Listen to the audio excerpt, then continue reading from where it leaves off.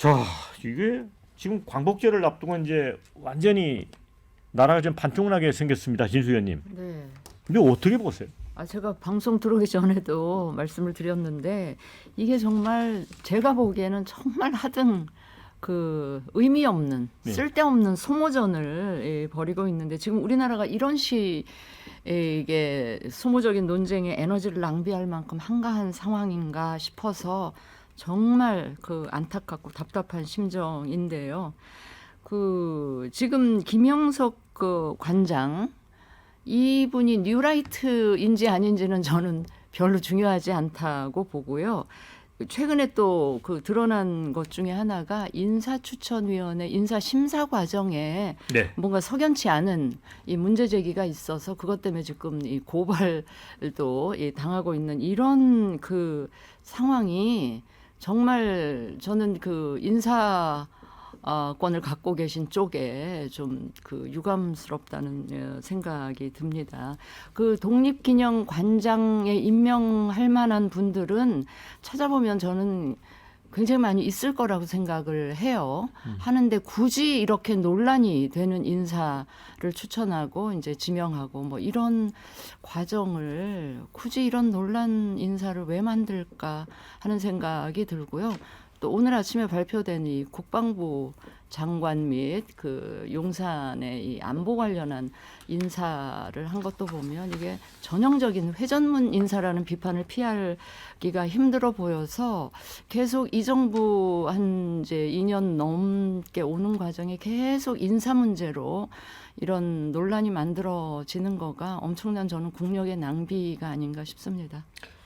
김영규 의원님, 그런데 네. 이제 이 갈등에 뭐랄까요, 그 단초를 제공했달까요? 이런 인물이 이제 이종찬 광복회장이잖아요. 윤석열 대통령하고는 50년 정도 되는 사이라고 해요. 그런데 최근 언론 인터뷰에서 대통령에게 모욕감을 느꼈다. 그 이제 김영석 관장 임명이 될 것 같아서 3번이나 편지를 보냈는데 일절 응답이 없었다. 네. 전자결제로 해버렸다. 네. 되게 화가 나 있거든요. 요 부분은 어떻게 보세요? 뭐 결과적으로는 대통령이 친일파라는 얘기밖에 안 되죠. 저는 그렇게 생각합니다. 지금 현재 그 동북아 역사재단 국사편찬위원장, 한국중앙연구원장 다 그렇습니다. 지금 현재 예컨대 이 단체뿐만 아니라 동북아 역사재단이라고 하는 것은 사실은 한일 역사 왜곡 문제라든지 독도 문제 해결을 위해서 왔는데 지금 현재 동북아 역사재단 이사장이 누구냐 하면 서울대 서양사학과의 명예교수였어.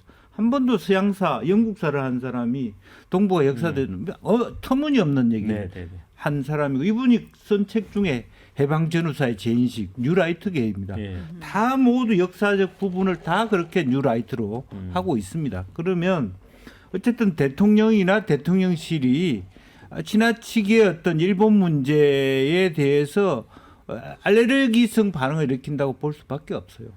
뉴라이트라고 하는 부분. 그래서 사실은 건국전쟁도 저는 봤습니다마는 저는 뭐 문재인 정부도 잘한 게 없다고 봅니다. 지나치게 이승만 대통령의 치적을 깎아내리고 오히려 서재필 선생을 올린다든지 이제 뭐 그런 여러 가지 역사적 이해를 붙이면서 우리나라가 앞으로 뭐 예컨대 2차 세계대전 이후에 독일과 프랑스가 했던 것처럼 공동 뭐 유네스코가 중심이 되든 남북 혹은 한일 간에도 역사학자들이 균형 잡혀 있는 미래지향적 역사 교과서를 만들어야 된다라고 보는데 지금 저는 정말로 현 대통령이 매를 벌고 있다. 안 그래도 지지율이 낮고 반대하는 사람이 많은데 이런 부분 정도는 사실은 광복 회장이 추천하는 안을 무조건 오히려 안 하더라도 추천해 주십시오 하고 받아들이는 게 뭐가 나쁩니까?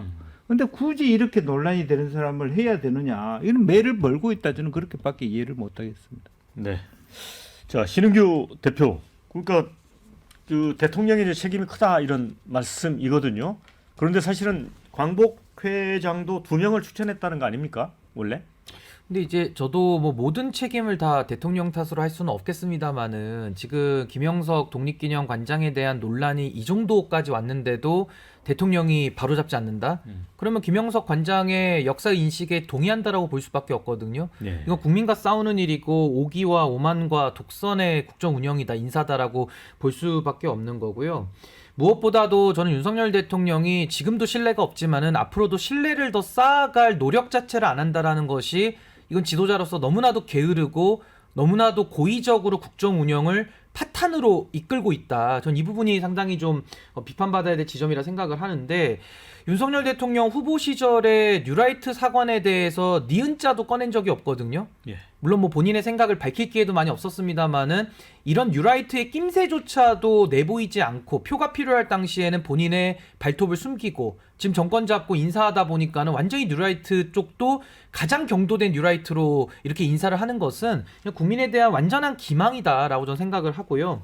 무엇보다도 독립기념관장 같은 자리는 균형 있고 합리적이고 미래지향적인 인사를 전 충분히 찾을 수 있다라고 보는데, 그런 인사를 찾지 않고 끝까지 김영석 관장을 밀어붙이는 것은 전 오기에 다름 아니다. 그럼 지금 윤석열 대통령 들어와서 해병대 망가졌죠, 국방부 망가졌죠, 의료정책 관련해서 보건복지부 망가졌죠, 의원 망가졌죠, 방송통신위원회 망가졌죠, 권익위 망가졌죠, 검찰 망가지고 경찰 망가지고 이제는 독립기념관까지 망가뜨리고 있거든요. 그럼 도대체 윤석열 대통령의 이 국정을 완전히 무력화시키고 망치는 일은 어디까지 허용해야 되는가? 전 이제 국민들이 참을성에 대해서 이제는 인내심의 한계에 다다르고 있다. 전 그렇게 봅니다. 자, 저는 이제 이거 보면서 지난해 있었던 홍범도 장군 그 흉상 논란이 있었잖아요. 지금 유사하게 뭔가 사건이 전개되는 것 같아서 좀 불길하기도 하고 그렇거든요. 홍범도 장군 흉상 문제 한 연장 뭐 그 2차전 비슷하게 치러지고 있는데, 홍범도 장군 흉상 문제도 결국은 본인들이 원하는 대로 되지 않은 상태로 네. 이제 끝났습니다. 워낙 이제 그 문제에서 강복회하고 이게 충돌도 있었고, 이 문제 저는 몇 가지 짚어봐야겠. 첫 번째, 이게 또 최초의 기록을 세우는 거예요. 이게 강복회라면 그래도 독립 운동의 유공자나 유공자 자녀나 여기 관련자가 이 부분을 맡아오는 게 그동안의 일이었습니다. 그런데 이제 최초의 또 학자를 집어였는데 거기서 이제 일단 문제가 생긴 것 같고요. 또 윤석열 대통령이 지금 일련의 친일적 행위와 친일적 외교 노선 뭐 이런 아까 앞에도 말했던 우리나라에서 어쨌든 이 일본 문제나 독도 문제든 뭐 동북아 역사 문제든 이런 문제에 대해서 지금까지 그 부분의 전공도 아니고 어쩐 의미에서는 그것을 반대해온 사람들을 앉힌다든 이렇게 하면서 이게 이제 일파만파됐는데, 김영석 독립관장의 기자회견이나 이걸 보니까 흔히 말하는 뉴라이트는 아니에요. 근데 이분의 문제 핵심은 뭐냐면 이승만을 중심으로 대한민국 건국을 좀 해석하려고 한다든가, 또 문제적 인물이라고 할 수 있는 안익태 그 작곡가, 그러니까 이분을 이제 그 기념사업회 위원장을 하셨는데 이런 분들을 이제 올리려고 하다 보니까 역사 논쟁에 이렇게 한 축이 되어 버리신 거죠. 그러니까 흔히 말하는 뉴라이트, 이분이 약속하듯이 뭐 건국절로 만든다든 이런 일을 안 한다는 건 저도 믿습니다. 그런데 그런 논쟁의 한가운데 던져졌기 때문에 강복회가 결사적으로 반대할 수밖에 없는 일이 벌어졌고요. 그게 윤석열 대통령이 자초한 일이죠. 그리고 이 윤석열 대통령의 이러한 친일 노선을 더 증폭시키고 의심 하나에 또 증거로 보이는 것, 이런 거죠. 그래서 이 문제에 관한 정말 대한민국 최초의 8.15 행사가 두 쪽이 나는 그런 또 최초의 일 아니겠습니까? 이걸 막으려면 대통령이 결단해야 되고요. 또 이런 부분에 대해서 만약에 그 앞으로 시일에 한두 일 있는데 이 문제에 대해서 정말 대한민국의 이 국론 통합, 8.15는 또 대외 메시지가 굉장히 중요한 날입니다. 이런 때까지 또 뭐 이번에 안보실장과 국방부 장관을 다 교체하면서 이 8.15를 엉망으로 만들어버린 이 문제까지 걱정이 됩니다. 네, 자 다양한 댓글로 의견을 올려주셔서 좀씩 소개를 하겠습니다. 친일 사상으로 독립기념관을 하고 있으면 나라 망한다. 그만 사퇴해라, 이런 의견 주셨고요. 의열단 부활이 시급하다. 다시 도시락 폭탄 준비해야 한다. 이런 의견도 주셨습니다. 독립운동가들이 지하에서 피눈물을 흘리시겠다. 이런 의견. 진짜 촛불 들게 생겼다. 이런 의견을 주셨습니다. 반면에 자, 부적절한 인물인 건 그렇다 쳐도 뉴라이트는 아니고 건국절 주장도 한 적이 없다고 관장이 주장하는데 그건 왜 나온 건가 이런 질문. 이종찬 회장은 억지 좀 쓰지 마라. 웬 건국절 타령이냐 이런 의견도 주셨습니다. 그 외에 과연 윤 대통령이 자신의 인사 잘못을 시인하는 건데 독립관장 사퇴시킬까요? 궁금 이런 의견도 있고요. 도대체 이런 인물은 어디서 찾아내는 거야? 참 귀한 인물. 되게 역설적인 의견인 것 같습니다. 자, 신인규 변호사. 그런데 이 대통령실은 임명철에는 없다라고 또 명시적 입장을 밝혔습니다. 그리고 김영석 관장도 스스로 물러나주면 좋은데 본인이 이제 건국절 재정 추진한다면 직을 걸고 맡겠다는 주장까지 하면서 그 직을 수행하겠다는 거거든요. 근데 이게 참 비극적인 게 뭐냐면요. 아마 여기 계신 모든 분들 저는 컨센서스를 이룬다고 보는 게 생각은 다를 수 있지만 윤석열 대통령에 대한 평가와 기대는 전 동일하다고 봅니다. 이게 안 바꿀 거거든요. 그러니까 저는 지금도 우리가 경험적으로 지난 2년 넘는 시간 동안에 학습한 것은 윤석열 대통령은 총선 때 국민들이 회초리를 들면은 그 회초리를 오히려 가져가서 부러뜨리는 사람이에요. 그러니까 국민을 오히려 더 무시하고 국민들이 아니라고 하면은 더 오기를 부린단 말이죠. 근데 저는 윤석열 대통령이 태도를 바꿀 걸로 보여지지 않기 때문에 어떻게 인사를 고르고 골라도 가장 편향적이고 가장 모순적이고 가장 과거 퇴행적인 인물만 이렇게 골라서 앉히는지, 그리고 그 앉힌 거에 대해서 국민들이, 주권자인 국민들이 반대를 하는데도 끝까지 오기를 부리고 밀어붙이는 이런 뭐 뚝심이라 그럴까요? 굉장히 왜곡된 뚝심 같은 건데, 전 여기에 대해서는 국민들이 이제는 더 이상 대통령이 국민의 목소리에 반응할 거라는 기대 자체를 철회하고 있다. 이것이 윤석열 대통령 단기적으로는 국정운영 자기 마음대로 하니까 좀 편할지는 모르겠는데요. 장기적으로는 윤석열 대통령한테 어마어마한 부메랑으로 저는 돌아갈 것이다. 저는 그렇게 생각합니다. 자, 김영기 의원님. 네. 오늘 어느 그 언론 보니까 칼럼을 썼던데 제목이 그거더라고요. 윤석열과 이종찬의 쪼개진 광복. 글쎄 뭐 그런 의미에서 윤 대통령이 잘못하시는 거죠. 그러니까 오죽하면 이 원래 광복절 행사는 광복회가 거의 주관하다시피 하고 정부가 이렇게 뒷받침하는 부분인데, 최소한 그러면 이종찬 광복회장이 아주 극잡합니까? 그러지 않지 않습니까? 이제 그런 면에서 보면 광복회장 하나도 말하자면 자기 편으로 만들 수 없는 대통령이라고 하는 부분이 있는 것이죠. 이제 그런 의미에서 매우 아쉽다라고 생각이 들고요. 여전히 저는 이제 김성애 같은 옛날에 이제 비서실의 종교 다문화 비서관, 뭐 우리 친구들입니다만은 그런 뉴라이트가 공식적으로 대통령실에서 직위를 갖든 안 맡든 대통령실의 의사결정에 상당히 영향을 끼치고 있다. 안보실이 더욱더 말하자면 뉴라이트든 아니든 간에 매우 극우 성향으로 가고 있다. 이번에 뭐 안보실장도 사실은 이게 쫓겨난 거나 비슷해요. 뭐 여러 가지 안정적으로 균형적으로 초대 러시아 대사를 했기 때문에 사실은 그동안에 레드라인을 넘지 않았거든요. 지금 이렇게 신원식 안보실장 이런 식으로 가면 충돌하자는 거예요, 지금. 이제 그런 식의 부분은 예를 들어 한치도 물러날 의사가 없다라는 시그널로 받아들일 수밖에 없는 거다라고 보는 거고, 그러면 사실 윤 정부가 굉장히 파국으로 가지 않느냐 하는 생각입니다. 네. 근데 이제 이종찬 광복회장 같은 경우는 이제 우당 유해영 선생 손자잖아요. 신흥무관학교 설립자. 네. 근데 그분이 가족 40명을 데리고 다 만주 길림성으로 가신 분이고, 또 이종찬 회장도 사실 이제 광복 이후에 귀국을 했잖아요. 네. 그 상해공항에서 소년 이종찬이 김구 선생에게 꽃다발을 전해줬다는 그 사진이 일화가 있습니다. 있더라고요. 네. 그 사진이 네. 있습니다. 그러니까 정말 이 경로하는 게 좀 이해가는 측면이 있어요. 그러니까 이제 친구 아버지이기도 하잖아요.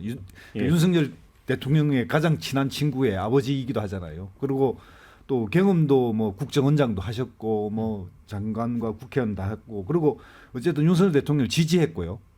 그러면 광복회라고 하는 또 광복회장이 갖는 상징성이 있지 않습니까? 그런데 국무부 장군 이제 흉상 문제부터 해가지고 이게 개선이 되거나 관계가 더 이제 그러면 이제 다른 방식으로 틀어야 되는데 오히려 한 걸음 더 한 발짝 나가버리니까 이 사태가 벌어진 것 같고요. 지금 윤석열 정부는 일본에 대해서 아주 일관된 자세를 보이고 있습니다. 아주 그냥 한마디로 말하면 친일이죠. 친일의 자세를 보이고 있고 뭐 사도강산 문제부터 해가지고 지금 임명되는 자리들 이런 것도 다 보이는데 여기에 이제 독립기념관장이라고 하는 요 자리만큼은 그래도 독립운동자의 유자녀나 유공자 단체 이런 데서 추천하거나 거기 관련된 사람이 하는데 굳이 학자를 안 치는데 그 학자도 예를 들면 뉴라이트는 아닌 것 같아요. 근데 어쨌든 이승만을 중심으로 해서 건국을 생각하시는 분이었기 때문에 이런 이제 논쟁의 근거를 제공하게 된 거고. 그러니까 여기까지 나가는 거 보면 정치력도 빵점이고 8.15라고 하는 역대 대통령의 8.15 메시지는 대한민국에 굉장히 중요한 어떤 국정 지표를 제시하는 날인데 이게 그 과연 지표를 제시할까 염려도 되는 데다가 거기다가 이 안보 국방 라인을 다 교체하고 그러니까 내일 모레 나올 그 메시지가 아 이게 정말 완전 대북 강경과 우크라이나 전쟁에까지 한국이 뛰어드는 이런 식의 완전히 뭐 나토에도 자주 가시고 이러니까 그런 식으로 해서 대한민국 미래를 한 30년을 망칠 거 아닌가 이제 이런 걱정이 됩니다. 네, 진수현님께는 이제 네. 그렇다 보니까 민주당의 김용만 의원이 이제 백범 김구 선생의 증손자인데 이번에 이제 배지를 달았죠. 독립기념관장도 인사청문회 추진하는 법안을 만들겠다. 그러니까 역사관을 좀 검증하겠다는 건데 이건 어떻게 보세요? 근데 이제 민주당의 그런 제안은 독립기념관장직조차도 이 정쟁의 한 대상으로 만들려는 의도가 숨어 있는 것 같아서 저는 그건 개인적으로 예. 동의하지 않고요. 이 사실은 윤석열 대통령께서 검찰총장 그만두시고 거의 이제 바로 대선으로 그 직행하는 과정에서 사실 정치권에 그나마 소프트 랜딩 하도록 도와준 여러 가지 요인이 있는데 그 중에 하나가 저는 이종찬 현 광복 회장의 존재, 그 오래된 인연 뭐 이런 것들이 정치권의 그 연착륙 그나마 하는데 굉장히 도움이 됐다고 생각을 하는데 그동안 알려진 바에 따르면 우리 대통령 내외께서는 밖에 계신 지인들하고 무수히 소통을 많이 하고 전화도 사적으로 걸고 이렇게 하는 걸로 알려져 있는데 아까 앵커께서 소개해 주신 내용을 보면 뭐 사신을 예, 그렇게 세 차례. 세 차례나 보냈는데도 이런 방구 전화는 한 통 하실 만도 한데 그 전에 관계에 비추어 볼 때 일체 이야기도 없었고 그냥 그것도 전자결제로 결제를 한 이 상황에 대해서 상당히 그 뭐라 인간적인 배신감이랄까 뭐 이 실망 이런 거를 느꼈을 것이다 하는 생각이 들었고요. 저는 이 지점에서 그걸 좀 상기시켜 드리고 싶은 게 재작년인가요? 그 강서구청장 재보궐 참패하고 난 이후에 대통령께서 하신 말씀이 있어요. 국민과 싸워서 이기는 그 정권 없다는 식의 말씀을 하셨는데 그 인사권이라는 게 물론 대통령의 고유 권한이기는 하나 그렇다 하더라도 국민 눈높이에 맞는 인사를 하셔야지 계속 인사가 이런 인사권이 이런 식으로 행사된다면 정말 아까 우리 신인규 변호사가 말씀하셨던 굉장히 큰 부메랑으로 대통령한테 돌아오게 되지 않을까 굉장히 심히 염려가 됩니다.